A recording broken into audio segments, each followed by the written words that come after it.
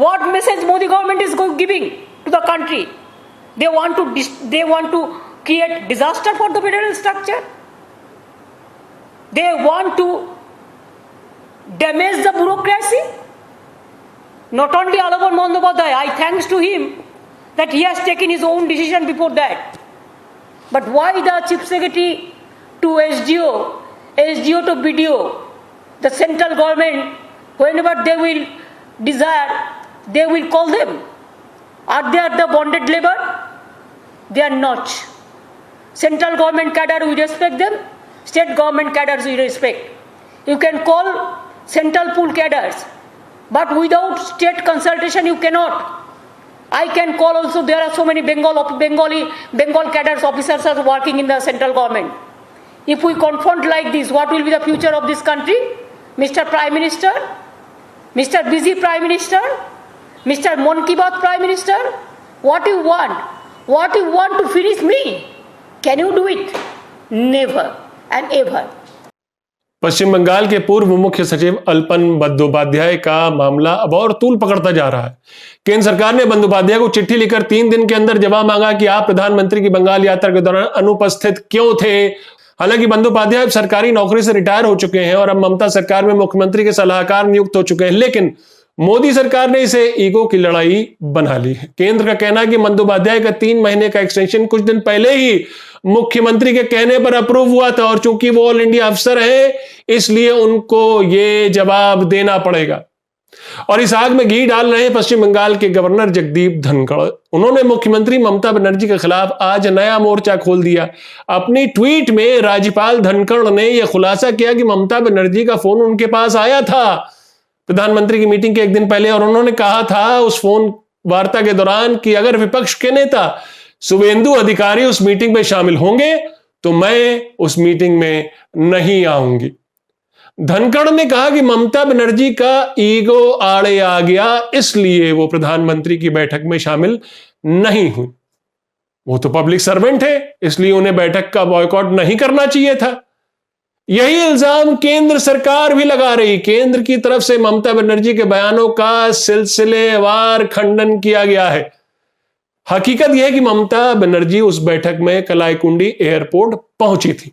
यह जरूर है कि वो पीएम के पहुंचने के बाद पहुंची और पीएम के जाने से पहले निकल गई, लेकिन देर से पहुंचने के लिए उन्होंने कहा कि पहले उनको सागर में 20 मिनट रोका गया और हवा में 15 मिनट तक उनका जहाज घूमता रहा, लैंड नहीं करने दिया गया क्योंकि प्रधानमंत्री का प्लेन लैंड कर रहा था। इस पर केंद्र ने कहा कि पीएम का प्लेन का पूरा शेड्यूल एसपीजी का होता है इसलिए मुख्यमंत्री को पहले पहुंच जाना चाहिए था, प्रधानमंत्री पहुंचने के पहले। ममता ने यह भी कहा कि वो चीफ सेक्रेटरी के साथ पहुंची, प्रधानमंत्री को कागज सौंपे और दीघा की अपनी अगली मीटिंग के लिए इजाजत मांगी और प्रधानमंत्री की इजाजत के बाद ही वो वहां से निकली। केंद्र सरकार ने कहा कि पीएम ने मुख्यमंत्री को जाने की इजाजत नहीं दी थी। कुल मिलाकर रिव्यू मीटिंग नहीं हो। क्या मामला ईगो का है और फिर ईगो किसका, ममता बनर्जी का या प्रधानमंत्री नरेंद्र मोदी का?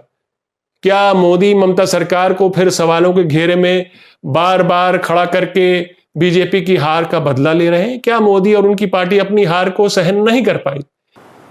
जस्टिस तो अब नहीं दे सका। इनजस्टिस के लिए आप ब्यूरोक्रेसी को खत्म करने चाहता है क्या, डराना चाहता है? हम डरते नहीं, हम मरने के लिए तैयार है लेकिन हम डरते नहीं है। जो डरते हैं वो मरते हैं और जो लड़ते हैं वो जीतते हैं। हम करेंगे, लड़ेंगे, जीतेंगे। और जो कवर्डाइज है वो डरते हैं, हम डरते नहीं है। अभी सबको एक इकट्ठा होकर उसको खिलाफ में आवाज उठाना चाहिए। और हम ये भी कहने चाहूंगी कि साल फारूसी का तमन्ना आज हमारा दिल में है। देखते हैं जोर किसका, बाजुए का तिल में है। हम लड़ेंगे, हम जीतेंगे, हम जिएंगे। यह प्रधानमंत्री मोदी को इस बात का मलाल है कि कहां तो उनके नेता 200 सीट जीतने का दावा कर रहे थे पश्चिम बंगाल विधानसभा चुनाव में और कहां ममता ने उन्हें 3 डिजिट पर भी पहुंचने नहीं दिया।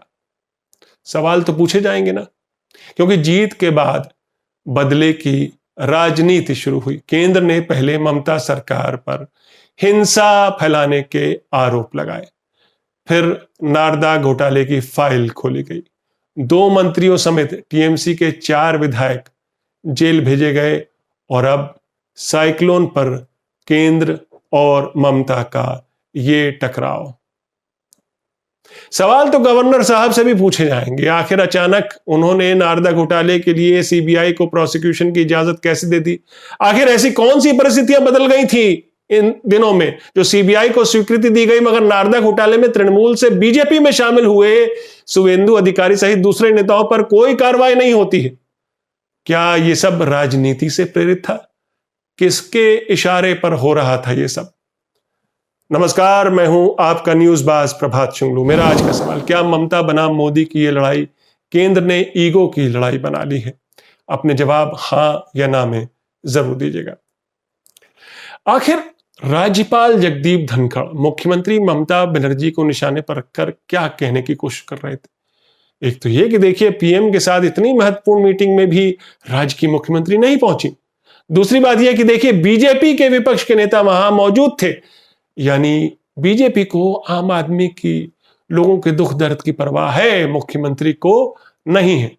क्या ये संकेत दिए जाने की कोशिश कर रहे थे राज्यपाल? राज्य में यास तूफान से हुए नुकसान पर प्रधानमंत्री की मीटिंग मुख्यमंत्री और सरकार के उच्च अधिकारियों के साथ थी। वहां पर विपक्ष के नेता शुवेंदु अधिकारी को किसने बुलाया? ममता ने तो नहीं बुलाया। इसके पहले प्रधानमंत्री ने उड़ीसा का भी दौरा किया था इसी साइक्लोन का जायजा लेने के लिए। मुख्यमंत्री और सरकारी अफसरों के साथ मीटिंग की, मगर वहां विपक्ष के नेता मौजूद नहीं थे मुख्यमंत्री की बैठक के साथ। बताया गया कि नेता विपक्ष को बुलाया गया था, मगर वो वहां किसी कारण नहीं पहुंच सके। लेकिन कुछ दिन पहले प्रधानमंत्री ने साइक्लोन ताउते की तबाही के रिव्यू के लिए जब गुजरात का दौरा किया था, तो वहां उनके साथ मुख्यमंत्री की जो बैठक हुई, उस बैठक में विपक्ष के नेता परेश धनानी नदारद थे।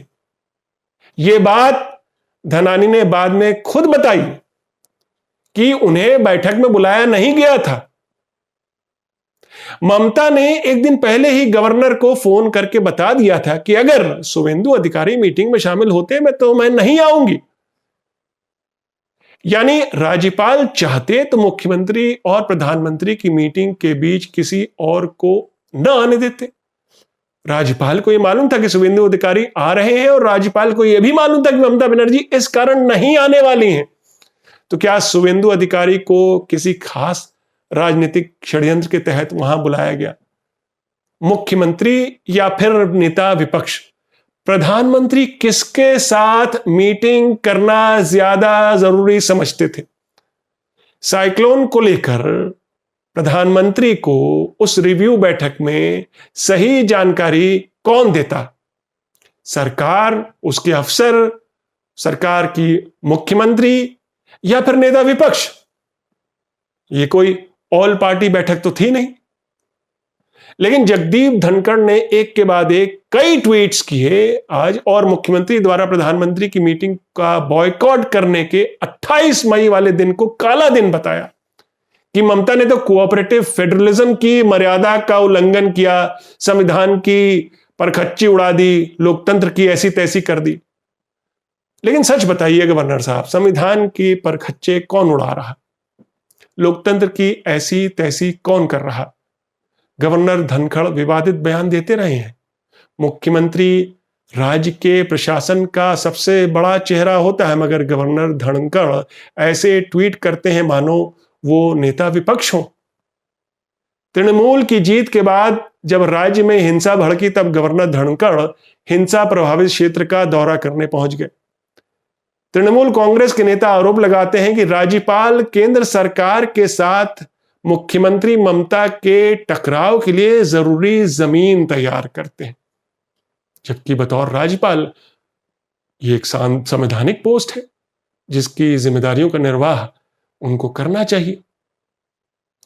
देश में कांग्रेसी जमाने में जैसे राज्यों पर नकेल कसने के लिए केंद्र सरकार धारा 356 के तहत राष्ट्रपति शासन की तलवार हमेशा राज्यों पर लटका कर रखती थी, आज प्रधानमंत्री मोदी के कार्यकाल में केंद्र सरकार गैर बीजेपी राज्य सरकारों को किसी न किसी बहाने तंग करने के बहाने ढूंढ ही लेती है। पश्चिम बंगाल में ममता बनर्जी सरकार इसका बड़ा और ताजा उदाहरण है। दिलचस्प बात यह है कि जैसे कि राष्ट्रपति शासन के लिए गवर्नर की रिपोर्ट महत्वपूर्ण साबित होती थी, ठीक वैसे ही केंद्र सरकार पश्चिम बंगाल के राज्यपाल जगदीप धनखड़ के जरिए वो बयान भी दिलवा रही जो कतई तौर पर घोर रूप से राजनीति से प्रेरित हैं और राज्यपाल के पद की गरिमा को कतई शोभा नहीं देते। मेरा आज का सवाल मैं फिर दोहराता हूं, क्या ममता बनाम मोदी की ये लड़ाई केंद्र ने ईगो की लड़ाई बना ली है?